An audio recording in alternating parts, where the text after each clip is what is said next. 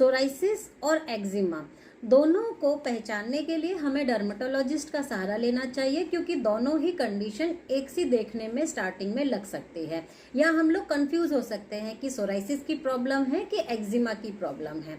आपको self decision ना लेते हुए डर्मेटोलॉजिस्ट से ही आपको इसका चेकअप कराना चाहिए, बिकॉज दोनों ही एक स्किन रिलेटेड जो मेडिकल कंडीशन हो जाती है जिसमें डर्मेटोलॉजिस्ट आपकी फर्स्ट नंबर पे हेल्प कर सकते हैं। फिर भी मेरे प्रैक्टिकल एक्सपीरियंसेस के माध्यम से मैं दोनों में एक डिफरेंस बता रही हूँ आपको। एक्जिमा में कैसा अपीयरेंस होता है और सोराइसिस में कैसा अपीयरेंस होता है ये आप सामने देख सकते हो।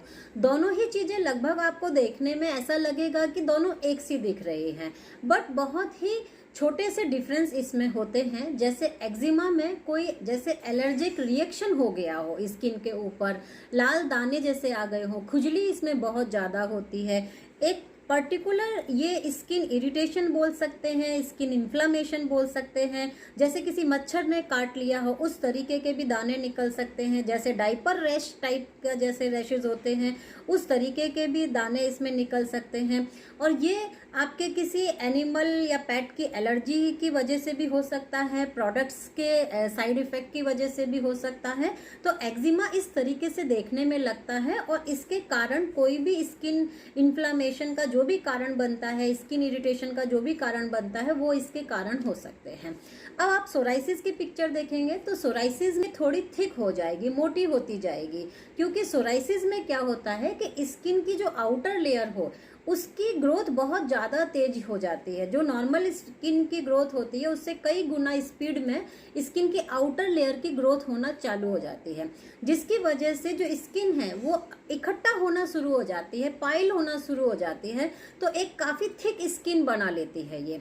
तो इसमें स्किन में थिकनेस रहती है और कलर इसका सिल्वर या रेडनेस या वाइटिश कुछ भी हो सकता है, पिंकिश कुछ भी हो सकता है, depend on case to case. लेकिन देखने में एक्जिमा जहाँ पर आपको एक प्योर स्किन एलर्जिक दिखाएगा, जहाँ स्किन में थिकनेस नहीं होगी, पपड़ी फॉर्म नहीं होगी, लेकिन रेडनेस, खुजली, ये इस तरीके के साइन एंड सिम्टम होंगे। लेकिन सोराइसिस में स्किन आपकी एक्युमुलेट होने लगेगी, थिक होने लगेगी, पाइल होने लगेगी, और जिसकी वजह से आपको सोराइसिस का जो अपीयरेंस है वो कुछ इस तरीके से होता है। एक्जिमा में खुजली बहुत ज़्यादा होती है, सोराइसिस में उसके कंपैरिजन में जो खुजली है वो थोड़ी कम होती है। अब एक्जिमा और सोराइसिस में हम लोगों ने डिफरेंस तो जान लिया। अब इसका जो ट्रीटमेंट पार्ट है, एक्चुअली ये एक मेडिकल स्किन कंडीशन है और जिसकी वजह से हम लोग को डर्मेटोलॉजिस्ट से ही मिलना चाहिए। लेकिन फिर भी मेरे पास यूट्यूब के माध्यम से ऐसे बहुत सारे एक्जिमा और सोराइसिस के क्लाइंट आते थे जो बोलते थे हमने बहुत सारा ट्रीटमेंट कराया, हमें इसके बाद भी इस प्रॉब्लम पे फ़र्क नहीं है, क्योंकि ये काफ़ी प्रिवेंटरी ट्रीटमेंट होता है और काफ़ी ध्यान रखने वाला ट्रीटमेंट होता है। इसमें जो कंडीशन होती है ये बहुत जल्दी जो पेशेंट है उसको बहुत तुरंत इंस्टेंट आराम इसमें मिल पाएगा कि नहीं मिल पाएगा, वो डिपेंड करता है कि उसकी जो सोराइसिस की प्रॉब्लम है या एक्जिमा की प्रॉब्लम है वो किस कंडीशन की वजह से हुई है और वो कितनी पुरानी है। तो ये सभी चीज़ें इसमें डिपेंड करती हैं। अब हम लोग मोदी केयर में क्या लगा सकते हैं जो हम लोगों को स्किन में एंटी इन्फ्लेमेशन का काम कर सके, साथ में एंटी बैक्टीरियल प्रॉपर्टी का काम कर सके, उसके बारे में मैं आप लोग को बताऊंगी। इसमें सबसे ज़्यादा विशेष ध्यान ये भी दिया जाता है कि जो हम लोग डाइट कंज्यूम करें वो बैलेंस डाइट होनी चाहिए, यानी इसमें हमारा प्रोटीन, फल फ्रूट्स का इंटेक एकदम सही होना चाहिए, ओमेगा 3, 6, 9 फैटी एसिड्स हमारी डाइट में ज़रूर होने चाहिए। तो डाइट का इसमें काफ़ी रोल होता है। वाटर इंटेक का हम लोग का इसमें काफ़ी रोल होता है। बॉडी हमारी हाइड्रेट रहनी चाहिए, पानी की हमारी बॉडी में कमी नहीं रहनी चाहिए। तो अगर आप पानी कम पीते हैं तो पानी पे विशेष आपको ध्यान देना है। फिर नहाते समय जो भी हम लोग प्रोडक्ट्स यूज़ कर रहे हैं वो पीएच बैलेंस प्रोडक्टों को यूज़ करना चाहिए, ज़्यादा हार्श प्रोडक्टों को हमें यूज़ नहीं करना चाहिए, क्योंकि इसमें सबसे ज़्यादा विशेष ध्यान मॉइस्चर लेवल को स्किन में मेंटेन करने पे दिया जाता है। और जिसके लिए जो भी हम लोग क्लीनिंग के लिए, बॉडी क्लीनिंग के लिए, नहाने के लिए प्रोडक्ट्स यूज़ कर रहे हैं, हैंड वॉश को बार बार हाथ धोने के लिए यूज़ कर रहे हैं, तो उन सभी कंडीशन में वो प्रोडक्ट पीएच बैलेंस जरूर होने चाहिए। उसके बाद आप जो मॉइस्चराइज़र लगा रहे हैं उसमें मॉइस्चराइजिंग की जो प्रॉपर्टी है वो बहुत अच्छी होनी चाहिए, लॉन्ग लास्टिंग होनी चाहिए, ताकि आपके स्किन का जो मॉइस्चर लेवल है ये मेंटेन रह सके। अब हम लोग एक एक करके और स्किन को हम लोगों को रब नहीं करना चाहिए, पैट ड्राई ही करना चाहिए, क्योंकि रब अगर हम लोग करेंगे तो जो एक्जिमा की प्रॉब्लम है ये बढ़ सकती है, या सोराइसिस की जो प्रॉब्लम है ये बढ़ सकती है। तो मैं आपको साथ के साथ प्रोडक्ट बताती जा रही हूँ। आप मोदी केयर का 3-in-1 जो हैंड वॉश है इसको आप रिकमेंड कर सकते हैं। हाथ धोने के लिए भी वो यही यूज़ करें, और क्योंकि ये शावर जेल भी है, बबल बाथ भी है और हैंड वॉश भी है, ये 3-in-1 प्रोडक्ट है और पीएच बैलेंस प्रोडक्ट भी है। तो आप सोराइसिस या एक्जिमा के जो पेशेंट होते हैं उनके लिए आप इसी बॉडी वॉश का यूज़ कीजिए, ताकि उनकी बॉडी में मॉइस्चर लेवल आपका सोप की वजह से या हार्श प्रोडक्ट की वजह से वो खराब ना हो। तो ये आप क्लीनिंग के लिए, नहाने के लिए आप यहाँ से आप स्टार्ट कर सकते हैं। नहाते समय आप उनके पानी में या तो टी ट्री ऑयल की 10 बूंदें 1 बाल्टी पानी में डलवाइए, ताकि एंटीबैक्टीरियल प्रॉपर्टी उनको मिल सके, या तो टी ट्री ऑयल की 10 बूंदें मिलवा दीजिए। और इससे भी अच्छा रिजल्ट अगर आपको चाहिए है तो मैं अमृत शक्ति की टैबलेट मिलवाती हूँ। ये अमृत शक्ति है जिसमें कि ऑलरेडी हम लोग जानते हैं कि कपूर का सत्व है, अजवाइन का सत्व है, पुदीने का सत्व है। तो ये जो सभी हैं ये एंटीबैक्टीरियल भी हैं, एंटी इन्फ्लामेटरी भी हैं, और इससे ब्लड सर्कुलेशन भी इतना अच्छा इंप्रूव होता है कि जो सोराइसिस के केस में थिकनेस आ जाती है उस स्किन को सॉफ्ट बनाने में अमृत शक्ति का बहुत ज़्यादा योगदान होता है।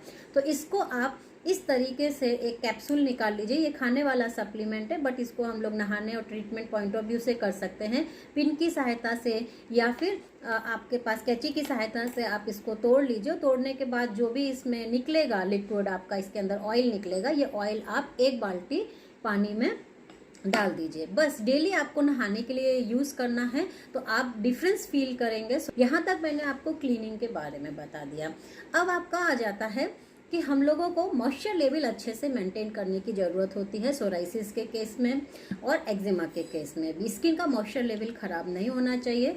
तो ये जो बॉडी लोशन है, जो ग्लिसरीन एंड हनी बेस्ड जो बॉडी लोशन है, इसका रिजल्ट ज़्यादा अच्छा आता है सोराइसिस एंड एक्जिमा में। आप इस बॉडी लोशन का यूज़ कीजिए। उसके बाद आप जब आप नहाते हैं तो हफ्ते में 1 या 2 बार आप अपनी बॉडी मसाज भी ऑयल से कीजिए, क्योंकि जब ऑयल मसाज कर दी जाती है उसके बाद अगर हम लोग नहाते हैं तो हम देखेंगे कि हम लोग की जो स्किन है उसमें मॉइस्चर लेवल ज़्यादा लॉस नहीं होता है। तो ऑयल मसाज भी इसमें काफ़ी हेल्पफुल रहती है। तो हम लोग का बच्चों का जो मसाज ऑयल है, अगर आप ये नहाने से आधा घंटे पहले इसको मसाज कर लेते हैं या वीक में 2 to 3 टाइम्स आप इससे मसाज कर रहे हैं, स्पेशली पर्टिकुलर उस एरियाज पे जहाँ पर आपको सोराइसिस की प्रॉब्लम ज़्यादा है, और इसको आप यूज़ करेंगे तो आपकी प्रॉब्लम को जल्दी आराम आपको मिल जाएगा। अब हम लोग anti inflammatory and anti bacterial एक क्रीम भी अपने मोदी केयर से बना सकते हैं। उसको बनाने के लिए मैंने जितने भी लोगों को ये ट्रीटमेंट दिया उसके उनको रिजल्ट तो 100% आए ही आए हैं। तो इसीलिए मैं आपको इस ट्रीटमेंट के बारे में बता रही हूँ। इसके लिए हम लोग 1 स्पून करीब फेयरनेस जेल ले लेंगे। ये हम लोग की एंटी इन्फ्लामेटरी का काम करेगी। ये जो फेयरनेस जेल है इसमें लिकरेस एक्सट्रैक्ट है, इसमें हम लोग का टी ट्री ऑयल भी मिलाया हुआ है और एलोवेरा भी इसमें है। तो ये आपका एंटी इन्फ्लेमेटरी का काम करेगा।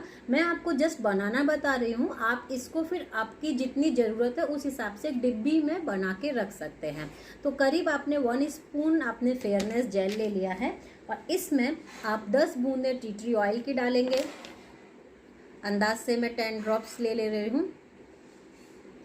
ये 10 ड्रॉप्स लेने के बाद इसमें और अच्छी एंटी इन्फ्लेमेटरी प्रॉपर्टी के लिए और जो थिकनेस सोराइसिस में आ जाती है उसके लिए ऊपर से हम लोग ओमेगा 3 का भी सोर्स डालेंगे। तो इसके लिए मैं फ्लैक्स ऑयल ले रही हूँ, जिससे स्किन में सॉफ्टनेस जल्दी आ जाती है और जो भी खुजली की प्रॉब्लम है, इचिंग की प्रॉब्लम है, रेडनेस की प्रॉब्लम है, जो ये सॉल्यूशन मैं बता रही हूँ इससे लोगों को बहुत आराम आया है। तो एक कैप्सूल मैंने इसको पिक कर लिया है और इसको मैं इसी सॉल्यूशन के अंदर डाल दे रही हूँ। ओके, अब ये जो बनके तैयार हुआ है इसको मैं करीब 3 बार अपने टारगेटेड एरिया पे लगाऊंगी। टारगेटेड एरिया माने जिस एरिया में भी आपको सोराइसिस या एक्जिमा की प्रॉब्लम है। और आप इसको लगाएंगे किस तरीके से, जहाँ पे मान लीजिए एल्बो पे है, आपको स्कैल्प पे है, या फिर आपके नी पर है, या जिस एरिया पर भी आपको सोराइसिस या एक्जिमा की प्रॉब्लम है, आप इसको नहाने के बाद एक बार अप्लाई कीजिए। जस्ट मान लीजिए यहाँ पर किसी को समस्या है तो बस इसको लगा के ऐसे मसाज करके, गाढ़ा गाढ़ा मसाज करके आप इसको छोड़ दीजिए, जैसे ट्यूब लगाई जाती है। अब बहुत ज़्यादा इसको रब करने की ज़रूरत नहीं है, जस्ट एप्लीकेशन किया और छोड़ दिया। ऐसा आप नहाने के बाद कीजिए, सोने से पहले कीजिए, और इन बिटवीन आपको जब और एक बार समय मिल जाए तब एक बार आप और कीजिए। कम से कम 3 टाइम्स आप ट्रीटमेंट दीजिए। मैंने जितने भी क्लाइंटों को ये ट्रीटमेंट दिया है, अलॉन्ग विद उसके नहाने के प्रोडक्टों को चेंज कराया है, उसके बॉडी लोशन को चेंज कराया है, इतने मात्र प्रोडक्टों से उसके सोराइसिस और एक्जिमा पर विद इन 1 वीक रिजल्ट आया है। और बहुत खुश हैं मेरे जितने भी सोराइसिस और एक्जिमा के क्लाइंट हैं, वो रिजल्ट देख के भी बहुत खुश हैं। तो आपके अगर टीम में इस तरीके की कोई प्रॉब्लम है तो पहले तो डर्मेटोलॉजिस्ट से ही मिलिए, और फिर भी अगर उन्हें मोदी केयर का साथ में आप देना चाहते हैं तो आप मोदी केयर का जितनी चीज़ें मैंने बताई है ये आप अपने सोराइसिस एंड एक्जिमा के क्लाइंट को दे सकते हैं। अब इसमें आ जाता है सप्लीमेंटेशन। सप्लीमेंटेशन रिकमेंडेशन में डेफिनेटली आपको जो प्रोडक्ट्स लगने हैं उसमें एक तो आपको इंटेलेक्ट लगना है, क्योंकि स्किन की कोई भी प्रॉब्लम है अगर आपकी सीरियस लेवल की है और आपको उसमें अच्छा रिपेयर चाहिए तो आप उसमें इंटेलेक्ट दीजिए, क्योंकि उसमें डीएनए रिपेयर की पावर होती है, तो स्किन की बहुत सारी प्रॉब्लम्स को वो सॉल्व करने में सक्षम होता है। डिटॉक्स दीजिए, हम लोग का लिवर एंड किडनी प्यूरिफाई करने के लिए, डिटॉक्सीफाई करने के लिए डिटॉक्स बहुत हेल्प करता है। तो स्किन की जितनी भी प्रॉब्लम है उसमें डिटॉक्स का इन्वॉल्व होना बहुत ही ज़्यादा बेनिफिशियल होता है। ये देखिए, ये इंटेलेक्ट है और ये डिटॉक्स है, ये 2 कॉम्बिनेशन तो मैंने बता ही दिए। साथ में एक multi mineral and multi vitamin आप दे दीजिए। इससे आपको जो भी आपको स्किन के लिए रिक्वायर्ड मिनरल एंड विटामिन हैं ये आपको मिलते रहेंगे। ये तो 3 का ये मैंने आपको ये सेट बता दिया। चौथा एक आपको और देना है, उसका नाम है flaxseed oil, because flaxseed oil omega 3 या फैटी एसिड्स का सोर्स होता है, ओमेगा 3, 6, 9 का सोर्स होता है। तो इसको भी इन्वॉल्व करने से अंदर से जो थिकनेस प्रॉपर्टी स्किन की अपीयर होके आती है, इसमें बहुत हद तक इसमें इम्प्रूवमेंट आता है। तो ये मेरी तरफ से सोराइसिस के लिए बेसिक सप्लीमेंट है जो कि मैं देती हूँ, और इससे लोगों को बहुत ज़्यादा आराम आता है। यानी कि सोराइसिस जो जिसको हो जाता है वो ऐसी मेडिकल कंडीशन होती है कि वो उसे कंट्रोल भी रखना ज़रूरी होता है, वो रिपीट भी बहुत ज़्यादा होता है। तो ये सप्लीमेंट्स अगर आप एक बार मिनिमम 3 मंथ्स का कोर्स करते हैं, कंट्रोल है ये काफ़ी अच्छा बना रहता है। तो कम से कम 3 मंथ्स का तो आप कोर्स कीजिए, फिर आप गैप कर दीजिए, फिर बाद में देखिए आपको फिर से जब सोराइसिस बढ़े तो आप फिर से कर सकते हैं। और आउटर ट्रीटमेंट में मैंने आप लोगों को जितना बताया उससे आप जब यूज़ करेंगे, उसका आप जब ध्यान देंगे तो सोराइसिस एंड एक्जिमा दोनों ही प्रॉब्लम में आपको काफ़ी ज़्यादा बेनिफिट नज़र आएगा।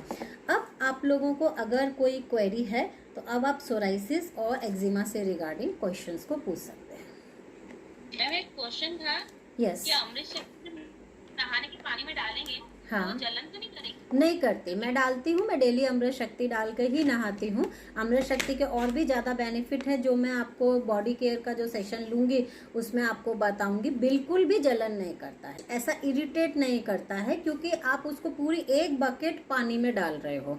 ओके, सो कुछ भी ऐसा प्रॉब्लम क्रिएट नहीं करता है वो। और जितने भी मेरे क्लाइंट हैं, इवन मेरे तो मोदी केयर में सभी लोग, मैक्सिमम लोग अमृत शक्ति ही डाल के नहाते हैं। जो रिफ्रेशमेंट उससे आता है, जो ताजगी उसमें महसूस होती है, जो स्वेट कंट्रोल, जो बॉडी स्मेल की प्रॉब्लम उससे सॉल्व होती है, उसके लिए तो हमारे यहाँ सब इसको यूज़ करते हैं। मैडम एक क्वेश्चन मेरा भी था, जैसे सोराइसिस को ही हर्पिस भी बोलते हैं क्या? नहीं, हर्पीस अलग होता है, हर्पीस टोटली डिफरेंट होता है। इसलिए मैंने कहा सबसे पहले हम लोग डर्मेटोलॉजिस्ट के पास जरूर जाना है, सो दैट स्किन की प्रॉब्लम को वो बेसिक तौर पे देख लेंगे कि एग्जैक्टली प्रॉब्लम क्या है। कई बार स्किन की प्रॉब्लम एक दूसरे से ओवरलैप भी होती है। हम लोगों को लगेगा कि एक्जिमा है, मान लीजिए वो सोराइसिस की शुरुआत है, या सोराइसिस है मान लीजिए वो एक्जिमा है, और कई बार दोनों एक दूसरे पे ओवरलैप भी हो सकते हैं। तो इसलिए जो जितनी भी स्किन रिगार्डिंग कंडीशन है, सबसे पहले एग्जैक्टली है क्या उसको हम लोग जैसे बोलते हैं ना, अगर डायबिटीज़ है, थायराइड है, बीपी है, या फिर कोई और आपकी हार्ट रिगार्डिंग प्रॉब्लम है, लिवर रिगार्डिंग प्रॉब्लम है, किडनी रिगार्डिंग प्रॉब्लम है, तो उसको भी हम लोग क्या कहते हैं, टेस्ट से कंफर्म करेंगे। हम लोग सिम्टम देख के नहीं बता सकते। इसी तरीके से स्किन रिगार्डिंग भी अगर कोई सीरियस मेडिकल कंडीशन है तो उसे डर्मेटोलॉजिस्ट से हमें कंफर्म करना है कि ये प्रॉब्लम एग्जैक्टली है क्या।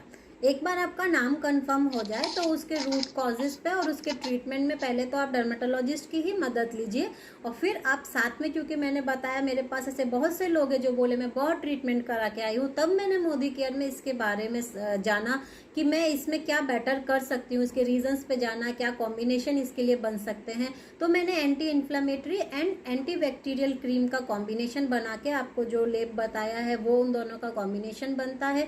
जो सप्लीमेंट बताए हैं वो भी anti bacterial and anti inflammatory दोनों का ही कॉम्बिनेशन जो बन सकते हैं अच्छे, वो सप्लीमेंट मैंने उसमें बताने शुरू किए। और जितनी चीज़ों का ध्यान रखा जाता है, नहाने से रिगार्डिंग, प्रोडक्ट से रिगार्डिंग, मॉइस्चराइजेशन से रिगार्डिंग, डाइट से रिगार्डिंग, उनका जब कॉम्बिनेशन पूरी तरीके से बनाया तो मेरे जितने भी सोराइसिस एंड एक्जिमा के क्लाइंट हैं उनको 100% में रिजल्ट दे पाई, और वो लोग तो एक एक हफ्ते में खुश हो गए कि इतना अच्छा रिजल्ट हमको इन प्रोडक्टों और पूरे ध्यान रखने के साथ आ गया। लेकिन फिर भी मैं हमेशा कहती हूँ कि एग्जैक्ट प्रॉब्लम को पहचानना और उसके रूट कॉज पे भी काम करते रहना, तो प्रॉब्लम को हमेशा लाइफ लॉन्ग अंडर कंट्रोल में रखा जा सकता है। क्योंकि स्किन प्रॉब्लम अपना रूप भी बदल सकती है कि दिख कुछ और रहा है, बाद में कुछ और है। तो अगर हम लोग रूट कॉज को जान के रखेंगे और एक एग्जैक्ट चीज़ पहचान लेंगे तो हम लोग उसके हिसाब से आगे कंटिन्यू कर पाएंगे। टेम्परेरी किसी भी चीज़ से आराम आ सकता है, but may be permanent control के लिए हमें उसके लिए फर्स्ट डर्मेटोलॉजिस्ट से हेल्प लेना ज़रूरी है। और किसी ने अभी टाइप किया कि ब्लड टेस्ट के लिए रिक्वायरमेंट है। यस, एक्जिमा की प्रॉब्लम है, अगर सोराइसिस की प्रॉब्लम है और वो रिपीट होती रहती है तो उन कंडीशन में भी डेफिनेटली विटामिन डी, कैल्शियम, इसका तो बेसिक कमी निकलता ही निकलता है जब हम लोग टेस्ट कराते हैं। तो इसीलिए सप्लीमेंटेशन आप अकॉर्डिंग टू डेफिशिएंसी कितनी है आप डॉक्टर की देख सकते हैं और मोदी केयर से आप मेंटेन कर सकते हैं। तो मोदी केयर में मेंटेनेंस के लिए भी वही बेसिक सप्लीमेंट आ जाते हैं जो मैंने ऑलरेडी बता दिए। इसी में ही आपको अगर कैल्शियम का भी रिक्वायरमेंट लग रहा है तो आप कैल्शियम भी इन्वॉल्व कर सकते हैं। तो एक्जिमा के केस में, सोराइसिस के केस में, या किसी भी स्किन इरिटेशन या एलर्जी के केस में मैक्सिमम लोगों को विटामिन डी का डेफिशिएंसी निकलता ही है। फिर कैल्शियम का भी आगे डेफिशिएंसी होना, B12 का भी आगे डेफिशिएंसी होना, हीमोग्लोबिन भी किसी का कम है। तो किसी भी तरह जो डेफिशिएंसीज हैं ये बहुत बड़ा रोल अदा करती है, जिससे स्किन की सेंसिटिविटी बहुत ज़्यादा बढ़ जाती है। ऐसे बहुत से क्लाइंट होते हैं जो कि स्टार्टिंग में उनकी स्किन बहुत अच्छी थी, वो सब कुछ कर सकते थे, बाद में इनको डेफिशिएंसी, डिसीज और उनकी लाइफस्टाइल इतना कॉम्बिनेशन वैसा होने लगा कि स्किन बहुत ज़्यादा सेंसिटिव होने लगी। फिर उनको कोई भी फेशियल नहीं सूट करता, कोई भी क्रीम नहीं सूट करती, उनको SPF नहीं सूट करता, उनको दाने बहुत जल्दी निकल आते हैं। तो ऐसा जब सेंसिटिविटी बढ़ती जाती है तो उन लोगों को, जब भी मैंने टेस्ट कराया है तो उन लोगों को डेफिशिएंसी निकल के आती ही है। तो मिनरल विटामिन डाइट पे, सप्लीमेंटेशन पे वो ध्यान जैसे ही इम्प्रूव करते हैं तो उनके ये प्रॉब्लम लॉन्ग टर्म के लिए अच्छी कंट्रोल में की जा सकती है। नहीं तो यही जिससे कहते हैं ना, अरे हमने तो इतने ट्रीटमेंट कराया हमें फ़ायदा नहीं हुआ, क्योंकि इंटरनल डाइट का भी इसमें बहुत ज़्यादा रोल है। जैसे पिंपल के केस में, पिगमेंटेशन के केस में भी कितने सारे क्लाइंट ऐसे मिलते हैं ना कि हमने बहुत सारा ट्रीटमेंट करा पर हमारा फ़ायदा ही नहीं हुआ। और मैंने इनकी केस हिस्ट्री में आप लोगों को बताया था कि इंटरनल डाइट चेंज करने से, लाइफस्टाइल मॉडिफिकेशन में सप्लीमेंटेशन ऐड करने से, ये इससे इन लोगों के जो प्रॉब्लम है उसमें जल्दी भी आराम आता है और जल्दी रिपीटेशन नहीं होती है, इसमें काफ़ी हद तक कंट्रोल आता है। तो स्किन की कोई भी प्रॉब्लम में डाइट का बैलेंस होना और आप अच्छे न्यूट्रिशन डेफिशिएंसीज को अगर आप पूरी तरह से आप दूर रखते हैं और उनको न्यूट्रिशन डेफिशिएंसी नहीं होने देते हैं तो वहाँ आपको बहुत रोल होगा। क्योंकि मेरे तो कितने ऐसे क्लाइंट हैं जिनको धूप में जाने से स्किन लाल लाल पड़ती थी, जलन होने लगती, हीट होने लगती थी। बहुत सारे ऐसे क्लाइंट थे, उनके बेसिक सप्लीमेंटेशन चालू कराए। पहले तो स्टार्टिंग में उनको जो SPF और बेसिक चीज़ें थी वो तो चालू कराई, लेकिन जब सप्लीमेंटेशन चालू कराया तो उनकी ये समस्या ही खत्म हो गई, उनको ये समस्या रिपीट नहीं हुई। और फिर उनको 3-3 महीने में वो सप्लीमेंटेशन का कोर्स पूरा करते रहते हैं, उनकी बेसिक जो एलर्जी की समस्या है वो ख़त्म हुई है। ओके, सो अभी किसका क्वेश्चन है? बहुत सारे हैंड रेज अप हैं, 6 हैंड रेज अप हैं, बढ़िया, मज़ा आ रहा है। चलिए पूछिए एक एक करके। मैंने 1 साल पहले आपको दिखाया था, मेरे पैर में हुआ था ना। हाँ हाँ। तो आपने जो ट्रीटमेंट दिया था यही सब था वो, हाँ, लेकिन अभी बस एक टैबलेट शायद इसमें अलग आ रहा है। इंटेलेक्ट ऐड हो मेरा गया। एक तो काम ये बन गया, हम्म। जहाँ था वहीं पे रुक गया है, ना तो बढ़ा है ना कुछ। हाँ, लेकिन आपको आराम हेमलता जी कितने दिन में आ गया था? वो तो पहले ही एक 1.5 महीने में मैंने आपसे बात करी थी, फिर की बहुत आराम आया मैम। हाँ हाँ आधे पैर में आ गया था, अभी नीचे है वो थोड़ा सा। हाँ लेकिन ये ट्रीटमेंट इतना अच्छा बोले तो अभी भी मैं वही कर रही हूँ। हाँ लेकिन अभी ये पूछना है, मैंने एंटीबैक्टीरियल जो सोप आ रहा है ना अपना मोदी केयर का, हाँ। तो वो मैं यूज कर रही हूँ। तो क्या करूँ, वो करूँ या ना करूँ? एक्चुअली फिर क्या वही है, लिक्विड सोप ज़्यादा बेटर रहते हैं। सोराइसिस एंड एक्जिमा के केस में जो लिक्विड बेस्ड सोप है ना, ये शावर जेल है, वो ही ज़्यादा बेटर रहते हैं। तो मेरा रिकमेंडेशन इसी का ही रहेगा। पीएच बैलेंस भी है और साथ में लिक्विड भी है। तो मैं, क्योंकि मेरे जितने भी क्लाइंट हैं उनको मैं यही देती हूँ, मैं सोप यूज़ कराती ही नहीं हूँ। जबकि अपना पर्ल सोप भी पीएच बैलेंस है, अपने बहुत सारे सोप पीएच बैलेंस है, ग्लिसरीन वाले सोप में भी ग्लिसरीन है, फिर भी मैं सोराइसिस एंड एक्जिमा के केस में इसी को यूज़ कराती हूँ। तो उनका मॉइस्चर लेवल मेंटेन रहता है। Even you will feel you all can do it demonstration at home. आप इससे एक हैंड वॉश करके देखिए और मॉइस्चर, कुछ भी बॉडी लोशन नहीं लगाइए, छोड़ दीजिए, और किसी भी सोप से जो हम लोग का पीएच बैलेंस भी लिखा है उससे आप हैंड वॉश कीजिए दूसरा वाला, और उसको फिर छोड़ दीजिए। दोनों में अगर आप 15 मिनट के बाद चेक करेंगे तो ड्राइनेस पहले सोप वाले हैंड में आएगी, लिक्विड वाले इसके साथ नहीं आएंगे। तो जब आप इस डेमोन्स्ट्रेशन को प्रैक्टिकली भी करके देखेंगे तो आपको ये डिफरेंस मिल जाएगा। तो इस प्रॉब्लम में हम लोग मॉइस्चर लेवल को जितना बचा सके, मेंटेन कर सके, उतना हम लोगों के लिए स्किन प्रॉब्लम के लिए अच्छा है। तो बेटर रहेगा हम इसी को यूज करें। मैम मल्टीविटामिन तो कंटिन्यू है मैम मेरी। हाँ हाँ, वो आप कीजिए। मल्टीविटामिन और फ्लैक्स ऑयल तो मैंने छोड़ा ही यस, नहीं है। आपने जो सप्लीमेंटेशन चालू रखा है ना हेमलता जी, उसी की वजह से आपका सोराइसिस जहाँ शुरू हुआ था वही है, वही ठीक होके रह गया है, आपका बढ़ा नहीं तो लोगों का शुरू होता है और ठीक होता जाता है और बढ़ता जाता है। तो बिल्कुल भी नहीं बढ़ा मैम। और कैल्शियम की वजह से भी मुझे बहुत, मेरा है ना जो कैल्शियम जब चेक किया ना तो कम ही आता था। हाँ फर्स्ट टाइम ऐसे हुआ है कि मेरा कैल्शियम एकदम लेवल में आ गया। हाँ, आप सप्लीमेंटेशन का आप ध्यान दे रहे हो ना, तो इसलिए अब आपका सब Yes, लेवल पे ही आएगा। और वैसे ही आपकी डाइट वगैरह, लाइफ स्टाइल भी सब अच्छी है, तो सब अच्छे ही होगा।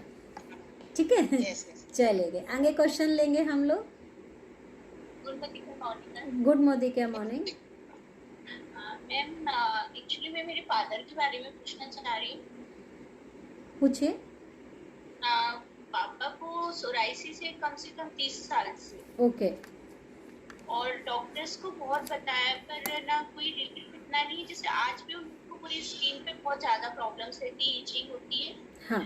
तो एक तो वो नहाते तो सोप नहीं लगाते हैं। और जो एक टैबलेट ले रहे हैं NEXT 7.5 ओके।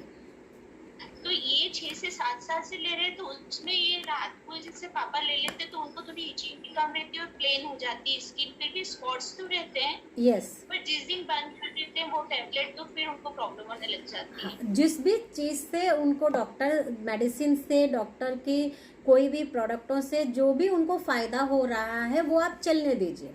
लेकिन ओनली क्या हो जाता है मोदी केयर का साथ में करने से, कि जैसा आपने बताया आपके फादर को सोराइसिस की प्रॉब्लम 30 ईयर से है, तो आप ये समझ सकते हैं कि सोराइसिस की प्रॉब्लम कितनी लंबी होती है और वो परमानेंट ठीक नहीं होती है, जबकि ट्रीटमेंट कब से चल रहा है। तो इसी में अगर जब आप सप्लीमेंटेशन का कोर्स करते हैं और अगर आप ये जो आउटर जो मैंने ट्रीटमेंट आपको बताया है, जो anti inflammatory and anti bacterial anti fungal आपका बन के आता है, ये आप लगाते हैं, बॉडी लोशन आप ग्लिसरीन वाला कर देते हैं, तो आप खुद ही विजुअल रिजल्ट उनके 15 से 20 दिन में आप उनका बिफोर आफ्टर लीजिएगा। ठीक है रीता जी, आपके पापा का अभी आप बिफोर लेके रखिएगा और एक 20 डेज बाद एक आफ्टर लेके रखिएगा। कविता जी को भेजिएगा, हम लोग सब लोग ट्रेनिंगों में उसको बाद में दिखा पाएंगे। जिसको भी सोराइसिस का प्रॉब्लम है और जो जो इस ट्रीटमेंट को चालू कर रहा है, तो बेस्ट तो आपके पास खुद ही आपके पास एक्सपीरियंस होगा कि हमारा तो जो ट्रीटमेंट चल रहा था तो उसके साथ हम लोग का कैसा कंट्रोल है, साथ में सप्लीमेंटेशन और ये बॉडी लोशन भी हम लोगों ने चेंज किया, सोप को हम लोगों ने चेंज किया, आउटर ट्रीटमेंट को हम लोग ने लगाया और साथ में सप्लीमेंटेशन, ये हम लोगों ने कर लिया। तो उसके साथ में एक 20 दिन के बाद रिजल्ट क्या है। और सबसे अच्छी बात है कि अभी आप लोग को सुनने में ऐसा लग रहा होगा अरे इतनी सारी चीज़ें करनी है, लेकिन आप ये भी देखिए कि सोराइसिस कितनी बड़ी प्रॉब्लम है। 30-30 साल से लोगों का ट्रीटमेंट चल रहा है तो भी वो उस स्टेज पे है कि ओनली दवाई से कंट्रोल कर पा रहे हैं। जब आप सप्लीमेंटेशन का कोर्स करेंगे उससे आप ये फ़ायदा महसूस करेंगे कि आपका जो चीज़ है एक तो वो जड़ से ख़त्म होना चालू होगी, विद इन 3 मंथ आपको डिफरेंस मालूम चलेगा और वो लंबे समय तक फ़ायदा देगा। तो सप्लीमेंटेशन कोर्स से आपको ये फ़ायदा होगा। एंड जो कोर्स का आपका इंटेलेक्ट है ये तो मॉर्निंग में बिफोर एम्प्टी स्टमक का रहता है, आप ब्रेकफास्ट से पहले ले सकते हैं। अगर आपको कोई भी एसिडिटी की प्रॉब्लम है तो ब्रेकफास्ट के बाद ले सकते हैं। ये दिन भर में एक ही कैप्सूल लिया जाता है, पाइन बार्क एक्सट्रैक्ट और चेरी एक्सट्रैक्ट से बना होता है। डीएनए रिपेयर में बहुत काम आता है, स्किन प्रॉब्लम में अच्छा काम आता है। डिटॉक्स तो हम लोग का है ही, इसमें पूरा हम लोग का ब्लड प्यूरीफायर है, ये लिवर प्यूरीफायर है, किडनी प्यूरीफायर है, नीम, हरड़, तुलसी, आंवला, गुटकी, रायता, सब इस तरीके की ऐसी हर्ब्स इसमें हैं जो कि हम लोगों को एक्जिमा एंड जो हम लोग का सोराइसिस है उसको और आगे ना बढ़ने देने में मदद करती है। तो स्किन की डिसीजेज में ये बहुत अच्छा रहता है। इसको हम लोग को कब लेना है, इसको भी हम लोग को बिफोर फूड लेना है। तो जब आप इंटेलेक्ट ले रहे हैं उसी के साथ में एक आप ले लेंगे। तो इसकी टेबलेट 2 होती हैं, 2 टाइम्स अ डे होती हैं। सो आप इसको एक बिफोर ब्रेकफास्ट इंटेलेक्ट के साथ ले लेंगे और एक आप डिनर से पहले ले लेंगे। देन जो फ्लैक्सीड ऑयल है, फ्लैक्सीड ऑयल आपको क्या करना है, फ्लैक्सीड ऑयल आप एक ब्रेकफास्ट के बाद में ले सकते हैं, एक रात में आप जो डिनर है उसके बाद में ले सकते हैं। तो 2 टाइम कर दीजिएगा। और मल्टीविटामिन जो है आपका, ये मल्टीविटामिन भी ब्रेकफास्ट के बाद है। तो ब्रेकफास्ट के बाद वाले सप्लीमेंट कौन से हो गए, फ्लैक्सीड ऑयल एंड मल्टीविटामिन। और ब्रेकफास्ट से पहले वाले सप्लीमेंट कौन से हो गए, इंटेलेक्ट एंड डिटॉक्स। ठीक है, बस मल्टीविटामिन और इंटेलेक्ट ये 1 टाइम का ही रहता है दिन भर में और ये 2 टाइम्स का रहता है, तो इसे आप 2 टाइम्स यूज कर लेंगे। हाँ, मुझे भी ये हेरिडिटी हो सकती है क्या सोराइसिस की? देखो, सोराइसिस की जो प्रॉब्लम है ये हेरिडिटी का भी पार्ट हो सकती है, लेकिन ये किसी को भी हो सकता है। डेफिशिएंसीज बहुत सारे लोगों को आज की डेट में, तो इतने सारे लोगों को सोराइसिस की प्रॉब्लम है। और इवन ये स्किन, किसी तरीके का स्किन में एलर्जिक रिएक्शन ये कभी भी हो सकता है। इवन जैसे कई लोगों का आपने देखा होगा, जैसे चेन पहने हैं, ठीक है, अब ये चेन रगड़ खा रही है, तो जो ऑर्नामेंट का भी रिएक्शन होता है ना, उसकी वजह से आप देखो पर्टिकुलर किसी के नेक एरिया में स्किन एक्युमुलेट होना, थिक होना चालू हो जाती है। और यही प्रॉब्लम अगर बढ़ने लगेगी तो कभी भी ये सोराइसिस का रूप ले सकती है। तो सोराइसिस के लिए जरूरी नहीं है कि हेरिडिटी में ही है तो सोराइसिस होगा या हम उससे डर के बैठे हैं।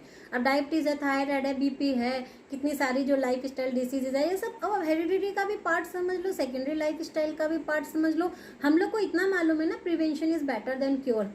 और वो हर किसी के लिए एक ही चीज़ लगती है, चाहे आप फिर किसी लाइफ स्टाइल डिसीज में हो, चाहे आप स्किन में हो। आप प्रिवेंटरी स्टेप्स उठा के रखेंगे, अपनी केयर का ध्यान रखेंगे तो आप उसको अंडर कंट्रोल में हमेशा रख पाएंगे।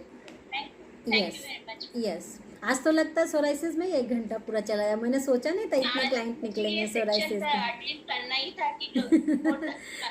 के। संध्या जी बताइए, पूछिए नेक्स्ट।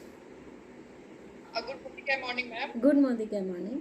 जैसे छोटे बच्चे हैं, मेरी मतलब बहन की बेटी है 4 साल की, उसको एलर्जी है धूप से।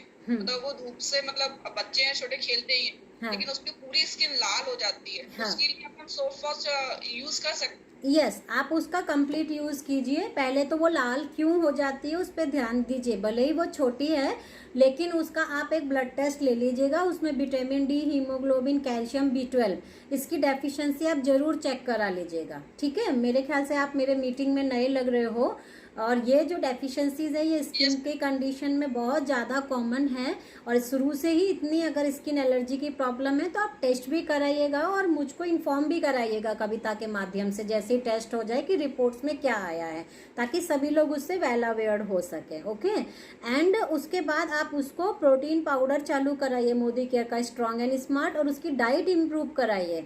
और डेफिनेटली वो अपनी डाइट में प्रोटीन का इंटेक, फ्रूट्स एंड वेजिटेबल का इंटेक कम करती होगी। जिन लोगों को भी हाइपर एलर्जी स्किन की इश्यूज होते हैं उनकी डाइट बहुत बिगड़ी होती है, तो डाइट उनकी इम्प्रूव कराइए। और फिर उनके नट्स एंड सीड्स का इंक्लूड कराइए, आपका जो ओमेगा 3 फैटी एसिड 6-9 को वो दे सके और विटामिन ई की सप्लाई दे सके, उसके लिए नट्स एंड सीड्स को इन्वॉल्व कराइए डाइट में। ये बेसिक डाइट इम्प्रूव कराइए। आप समझ सकते हो स्किन एलर्जी एक इतनी बड़ी प्रॉब्लम है कि ज़िंदगी भर पीछा नहीं छोड़ेगी अगर आप उसका रूट कॉज नहीं पकड़ेंगे। ये केस हिस्ट्री भी आपने इसी सेशन में सुन लिया। तो आपको ये ध्यान रखना है कि ये जो स्किन एलर्जी की प्रॉब्लम है ये एक्जिमा या सोराइसिस में आगे जाके कन्वर्ट ना हो, तो मैं आज से इसका रूट कॉज पकड़ के ध्यान दूँ। तो सप्लीमेंटेशन में स्ट्रॉन्ग एंड स्मार्ट शुरू करा दीजिए, डाइट को इम्प्रूव करा दीजिए, वॉश के लिए आप ये वाला दीजिए पीएच बैलेंस का, और जो आपका स्किन का मैंने ये जो सॉल्यूशन बताया है लगाने के लिए, यही आप लगाने को दीजिए। फेस पे बच्ची छोटी है तो आप ओनली जो ये फेयरनेस जेल है और इसके संग जो मैंने कल रेड ऑब्सेशन की क्रीम बताई थी, दोनों को मिक्स करा के आप दिन के लिए लगाइए। इतनी चीज़ों का आप ध्यान देंगे, आपको उससे फिर देखेंगे आपको फ़र्क पड़ना शुरू हो जाएगा। ठीक है, थैंक यू मैम। या वेलकम।